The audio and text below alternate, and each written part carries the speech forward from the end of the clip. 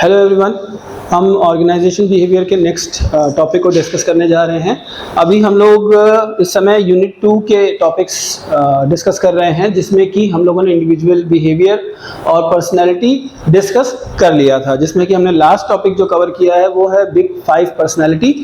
और उम्मीद करते हैं आपने अपने आप को एनालाइज किया होगा कि आप किस पर्सनैलिटी ट्रेट से बिलोंग करते हैं। तो अब आज हम थर्ड टॉपिक जो कि परसेप्शन है, इसको डिस्कस करेंगे।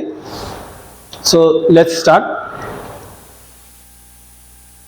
ओके, आगे बढ़ने से पहले, ये समझने से पहले कि परसेप्शन क्या है, आप इस फोटो को देख सकते हैं। इस फोटो को देख के आप एक डिसाइड करिए कि ये दो लोग जो हैं वो क्या डिसाइड कर रहे हैं। जो आपके इस तरफ है वो कह रहे हैं कि देयर आर 4 logs, और जो इस साइड है वो कह रहे हैं नो देयर आर 3। और कौन सही है कौन गलत है इस पे हम ये नहीं डिस्कस करेंगे, ये हमारा टॉपिक नहीं है कि कौन गलत है कौन सही है। बट अगर आप देखेंगे तो ये इंडिविजुअल यहाँ खड़ा है और इसके हिसाब से इसको 4 एंड्स दिख रहे हैं, और ये जिस पोजीशन में खड़ा है उसके हिसाब से इसको 3 एंड्स दिख रहे हैं। तो इसके हिसाब से ये 4 हैं और इस पर्सन के हिसाब से ये 3 है। नेक्स्ट फोटो देखते हैं। Now, अगर आप इस फोटो को देखते हैं, if you see, you will find that man is playing an instrument, or you may be able to see a face. तो आप कुछ लोगों को यहाँ फेस दिखेगा और कुछ लोगों को यहाँ पे एक इंसान जो कि इंस्ट्रूमेंट प्ले कर रहा है वो दिखेगा। किस इंसान को क्या दिखेगा ये डिपेंड करेगा कि उसके जो थिंकिंग प्रोसेस है, वो थॉट प्रोसेस है, वो कैसा है। It may be that it depends upon your educational background, your previous exposure. अगर आपने इस तरह की इमेज पहले देखी होगी, कोई स्टिमुली आपको पहले मिला होगा, तो ये चीज़ें प्रीवियस एक्सपोजर पे भी डिपेंड करती हैं। तो ये एक एग्जाम्पल था परसेप्शन का। Let's move on. So now will define what do you mean by perception. ठीक है, तो परसेप्शन मीन्स परसीविंग। ठीक है, परसीविंग का मतलब होता है giving meanings to a particular image और सेंटेंस और वर्ड्स। जो भी हमारे आसपास का एनवायरनमेंट है, जो भी हमें स्टिमुलाई मिल रहा है, जो भी हमें सिग्नल्स मिल रहे हैं, उसको एक मीनिंग देना, ये प्रोसेस है परसीविंग का। एग्जाम्पल देख सकते हैं। अभी हमने 2 एग्जाम्पल ऑलरेडी डिस्कस किए हैं। कुछ लोगों को एक इंसान को 4 लॉग्स दिख रहे थे, एक इंसान को 3 लॉग्स दिख रहे थे। सही गलत नहीं है, उनके हिसाब से उन्होंने उसको मीनिंग दी है।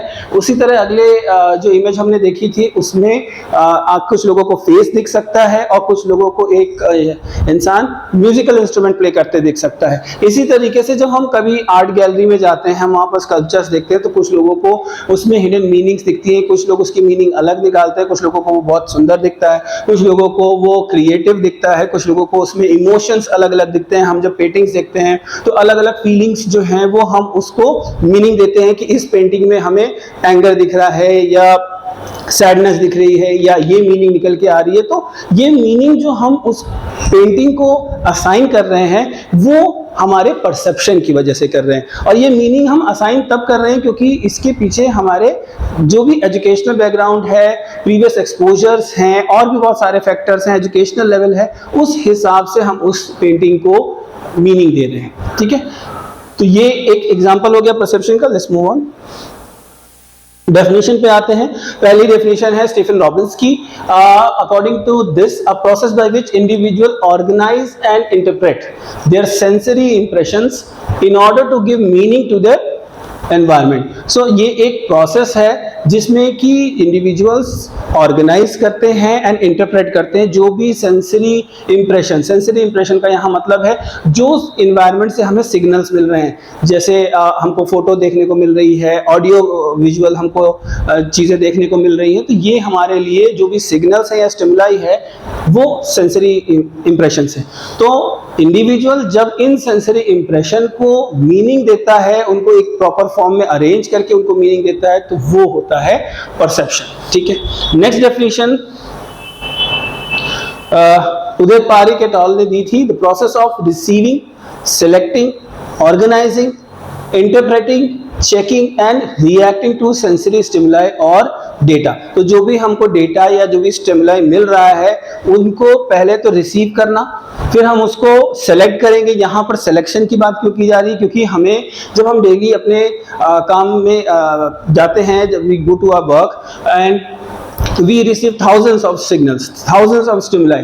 अगर हम बाहर निकल रहे हैं, हम बहुत सारे पोस्टर्स देखते हैं, एड्स देखते हैं, हम मोबाइल चला रहे होते हैं, हम रील्स देख रहे होते हैं, उसमें भी हम कई जो है एड्स को देखते हैं, हमारे सामने कई एड्स आते हैं, बट हम हर एड पे ध्यान नहीं देते हैं, हम हर सिग्नल को फोकस नहीं करते हैं, क्योंकि ये हमारे ब्रेन का ही मैकेनिज्म है। ईजी करने के लिए वो कई सिग्नल्स को इग्नोर कर देता है। ये हमारे ब्रेन का इनबिल्ट मैकेनिज्म है कि बहुत ज्यादा अगर वो फोकस करेगा तो टायर हो जाएगा। इसीलिए we only give attention to selected few, जो हमारा ध्यान खींचते हैं। तो रिसीव करने के बाद हम जिसको सेलेक्ट करेंगे उसी पे फोकस करेंगे, देन वी ऑर्गेनाइज देम, एक ऑर्डर में उसको ऑर्गेनाइज करते हैं दिमाग में, and then try to interpret. ठीक है, चेक करेंगे और रिएक्ट करेंगे। चेकिंग का मतलब है कि हम उसको देखेंगे, एनालाइज करेंगे कि ये स्टिमुलाई क्या जो है हमारे लिए सही है कि नहीं है रिस्पॉन्स करने के लिए, किस तरह से रिस्पॉन्स करना चाहिए, and then we react to it. So ये this is the definition given by Uday Pareek. ठीक है, नेक्स्ट है इसमें बाय एनालाइजिंग। अगर हम उस डेफिनेशन को पूरा एनालाइज करने की कोशिश करें जो हमने प्रीवियस दो डेफिनेशन पढ़ी, तो पहला पॉइंट है इसमें deciding which information to note. यही अभी हमने डिस्कस किया, जो सिलेक्टिंग वर्ड यूज किया गया था, यहां पर डिपेंड करता है कि ये इंसान के ऊपर डिपेंड करता है, ये इंडिविजुअल के ऊपर डिपेंड करता है कि वो किस सिग्नल को ध्यान दे रहा है, किस सिग्नल को इग्नोर कर रहा है, किस सिग्नल को फोकस कर रहा है। ठीक है, नेक्स्ट ये perception also involve how to categorise this information. अगर उसने डिसाइड किया है कि उसका अटेंशन उस पर चला जाता है, उसको फोकस करना है, तो वो ऑर्गेनाइज करेगा, कैटेगराइज करेगा कि ये इंफॉर्मेशन किस चीज की है। कैटेगराइजेशन का अगर हम एग्जांपल लेने की कोशिश करें, तो अगर हम डेली एड्स देखते हैं, ठीक है, हमें रेस्टोरेंट के आ सकते हैं, मान लो बहुत सारे रेस्टोरेंट्स के या फूड जॉइंट्स के हमको ऐड आ रहे हैं, तो हम जब कई तरह के एड्स देखते हैं तो हम समझ जाते हैं, उसको कैटेगराइज करते हैं, अच्छा ये फास्ट फूड है, ये पार्टी करने के लिए है, यहाँ पर हम लोग स्पेशल ओकेजन पे जाएंगे, ये रेगुलर ट्राई करेंगे, इसका अच्छा। तो ये हमारा दिमाग जो है अपने आप उसको कैटेगराइज करने लगता है। ठीक, ये कैटेगराइज किया हमने। Next, how to interpret it with in the framework of our existing knowledge. अब ये बहुत इंपॉर्टेंट टॉपिक है, क्योंकि परसेप्शन जो है वो डिपेंड करेगी कि हमारी ऑलरेडी एग्जिस्टिंग नॉलेज कितनी है। जितनी हमारी उस टॉपिक, उस इमेज या उस सिग्नल से रिलेटेड नॉलेज होगी, उसी हिसाब से हम उसे इंटरप्रेट करेंगे, है ना। क्योंकि अगर हमारा प्रीवियस एक्सपोजर है, प्रीवियस नॉलेज है, तो वो बहुत बड़ा रोल प्ले करती है यहाँ पर उस चीज को इंटरप्रेट करने के लिए। Now coming to factors affecting personality, I mean perception. हाँ, यहाँ internal perceptions। ठीक है, पहला जो फैक्टर होंगे वो इंटरनल होंगे। इंटरनल में सबसे पहला है लर्निंग। लर्निंग ये एक कॉग्निटिव प्रोसेस है जिसमें कि हम कोई चीज सीखते हैं। लर्निंग को हम डिफाइन कर देते हैं, anything that changes, that bring changes in our behaviour permanently, वो हमारी एक लर्निंग होती है। तो कॉग्निटिव अवेयरनेस है जिससे कि हमारा जो माइंड है वो इंफॉर्मेशन को ऑर्गेनाइज करता है, इमेजेस फॉर्म करता है, कंपेयर करता है प्रीवियस एक्सपोजर से, जिससे कि हम उसको एक मीनिंग दे सके। तो जब भी हम कोई फोटो देखते हैं तो हम अपने प्रीवियस एक्सपीरियंस से उसको जरूर कंपेयर करते हैं, जैसा कि हमें पता चले, रिलेट कर सके कि उस इमेज को, उस जो भी स्टिमुलाई है उसको क्या मीनिंग देनी चाहिए या किस जगह पे उसकी इमेज फॉर्म करनी चाहिए। तो this is learning. Then perception and interpretation of people depends upon previous exposure. यहाँ पर जैसे प्रीवियस नॉलेज की हमने पहले बात की थी, यहाँ प्रीवियस एक्सपोजर की भी बात हो रही है कि अगर हमने किसी चीज, मान लो हमने ऑलरेडी जो है कार ड्राइव की है, हमें ड्राइव करना आता है, और उसके बाद हम अगला ऐड देखते हैं कि ये एक ऐसी कार है, उसके फीचर्स में ये ऑटोमेटिक कार है और ये फीचर्स है, तो हम ज़्यादा अच्छे से रिलेट कर पाएंगे। क्यों? क्योंकि हमें पता है, हमें ड्राइव करनी आती है और we have experience of that, तो हम उसको ज़्यादा सही तरीके से उसको परसीव कर पाएंगे। तो ये प्रीवियस एक्सपोजर की बात हुई। सेकेंड फैक्टर इंटरनल जो है वो है मोटिवेशन, ठीक है। Motivation can be defined as a drive, inner drive that forces a person to do particular thing, ठीक है। एक अंदर से एक हमारा डिजायर होता है कि नहीं हमें ये काम करना चाहिए, दैट इज मोटिवेशन। मोटिवेशन का भी बहुत वाइटल इम्पैक्ट होता है, किस पे होता है? परसेप्चुअल सेलेक्टिविटी पे, यानी कि हम किस स्टिमुलाई को ध्यान देंगे, किस स्टिमुलाई पे ध्यान नहीं देंगे, किस सिग्नल को हमको सेलेक्ट करना है, किस सिग्नल को हमें ध्यान नहीं देना है, ये डिपेंड करेगा आपके मोटिवेशन पे। एग्जांपल के तौर पे देख सकते हैं, एक एग्जांपल लेते हैं। फॉर एग्जांपल अगर आप किसी कोर्स को सेलेक्ट करना चाहते हो, आप चाहते हो कि आप जो है बीबीए करना चाहते हो, तो अब आप डेली अपने काम में जा रहे हो, आप घूमने जा रहे हो, तो आपको कई एड्स मिलेंगे, लेकिन जहां आपको यूनिवर्सिटी के एड्स जहां पर बीबीए वर्ड मेंशन होगा, वहां पर आपका फोकस तुरंत उसके तरफ डायरेक्ट हो जाएगा। क्यों हो जाएगा? क्योंकि आपका मोटिवेशन है, आपके अंदर एक डिजायर है कि आपको वो कोर्स करना है। उसी तरीके से अगर आप कोई पर्टिकुलर प्रोडक्ट खरीदना चाह रहे हो, फॉर एग्जाम्पल सेलफोन लेना चाह रहे हो, और आपको सेलफोन के एड्स दिख जाता है, बहुत सारे एड्स आ रहे हैं, आपका फोकस नहीं जाएगा, बट जहां आपने सेलफोन का एड देखा वहां आपका फोकस तुरंत चला जाएगा। तो ये है, बाकी स्टिमुलाई को आप इग्नोर कर दोगे, बट जो सिग्नल आपको मोटिवेट करता है, आपके नीड से रिलेट करता है, उस पर आप फोकस करोगे, ठीक है।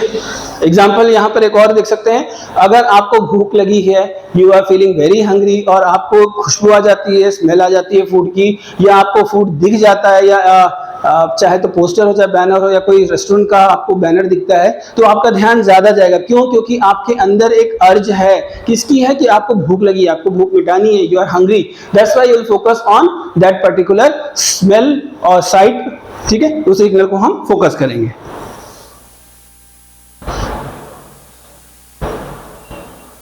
पर्सनैलिटी, ठीक है। पर्सनैलिटी हम लोग ऑलरेडी इसके पहले डिस्कस कर चुके हैं। पर्सनैलिटी जो है वो it is a combination of behaviour, values and attitude of an individual, जिसमें कि ये तीनों फैक्टर्स जो हैं, इसके अलावा कई ट्रेड्स हैं जो मिलकर एक पर्सनालिटी बनाती हैं, और ये बहुत वाइटल इम्पैक्ट जो है इनका पड़ता है परसेप्शन पे। हमारी कैसी पर्सनैलिटी है वो हमें बहुत हद तक डिसाइड करेगी कि हम चीज़ों को कैसे परसीव करते हैं। अगर हमारा किसी चीज़ के लिए पॉजिटिव एटीट्यूड है, या हम पॉजिटिव एटीट्यूड वाले हैं, तो हम हर चीज़ को पॉजिटिवली ही परसीव करेंगे, उसको नेगेटिव मीनिंग देने की कोशिश नहीं करेंगे। एग्जांपल भी देख लेते हैं। A person with same personality, अगर हमारी पर्सनैलिटी और सामने वाले की पर्सनैलिटी मैच करती है, या हमारे इंटरेस्ट मैच करते हैं, अगर हमें क्रिकेट खेलना पसंद है और सामने वाले को भी क्रिकेट खेलना पसंद है, तो ज्यादातर हम उसके कही गई बातों पे ज्यादा फोकस करेंगे, हम उसको ट्रस्टवर्दी मानेंगे।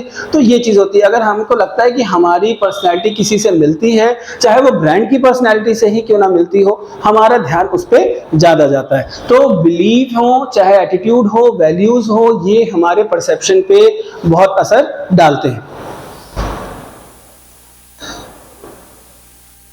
अब आ जाते हैं, पहले इंटरनल फैक्टर्स हम लोग पढ़ चुके हैं, ये एक्सटर्नल फैक्टर्स हैं। एक्सटर्नल फैक्टर्स में जो पहला फैक्टर है वो है इंटेंसिटी, ठीक है।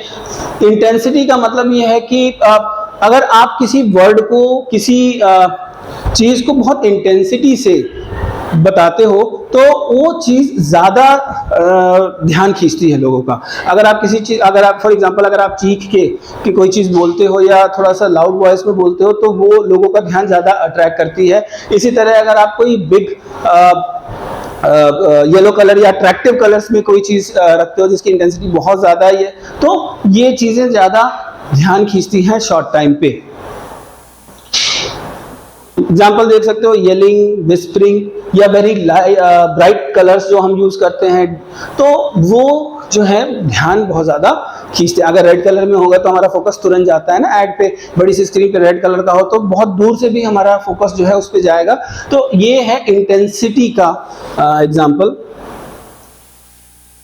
साइज में अगर हम देख सकते हैं, अगर किसी की हाइट, वेट, या ये प्रोडक्ट भी अगर हम ऐड कर रहे हैं, बहुत बड़ा बैनर हो, बहुत बड़ा डिस्प्ले बोर्ड हो, तो इस तरह से अगर बहुत चीजें साइज में ज्यादा बड़ी हैं तो वो ध्यान हमेशा खींचेगी। एडवर्टाइजमेंट में बहुत ध्यान दिया जाता है, आपने देखा होगा फ्रंट पेज के जो एड्स होते हैं वो सबसे ज्यादा कॉस्टली होते हैं, है ना। क्यों? क्योंकि जितना बड़ा अगर फुल पेज पे ऐड आ रहा है तो वो आप आपका फोकस खींचेगा ही खींचेगा। ये ऐसा सिग्नल है, ये ऐसा स्टिमुलाई है जहां पे आपका ध्यान जाएगा ही जाएगा, ठीक है। इसीलिए फुल पेज के advertisement will always catch attention and it will be very costly.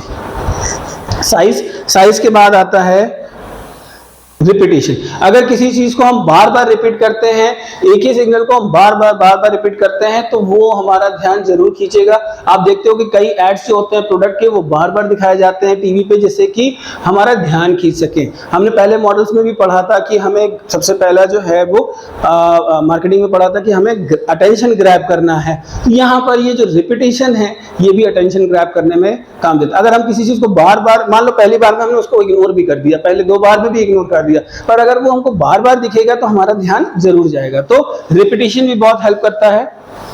Then status, ज्यादातर देखा जाता है कि हाई स्टेटस के जो लोग हैं, उनका जो इन्फ्लुएंस होता है वो लोअर स्टेटस पे ज्यादा होता है। यहाँ स्टेटस का मतलब इनकम लेवल से नहीं है पूरी, है ना। यहाँ पर मतलब है कि अगर कोई सीनियर लेवल पे हमारा बॉस है या एम्प्लॉय है, तो उसका जो इन्फ्लुएंस होगा वो लोअर लेवल के एम्प्लॉयज पे ज्यादा होगा, उनकी बात ज्यादा वो ध्यान से सुनेंगे। अगर हम देखते हैं कि अगर कोई सेलिब्रिटी है, वो बहुत फेमस है, तो हम उसकी चीजों को फॉलो करने की कोशिश करते हैं। तो हायर स्टेटस के लोगों का इन्फ्लुएंस लोअर स्टेटस या उनसे थोड़े से कम स्टेटस के लोगों पे ज्यादा होता है। और ये भी एक परसेप्शन का बिलीफ है, क्योंकि वो बहुत आसानी से बिलीव कर लेंगे, because they are of higher status and we admire them, so we'll naturally have more trust on them, right?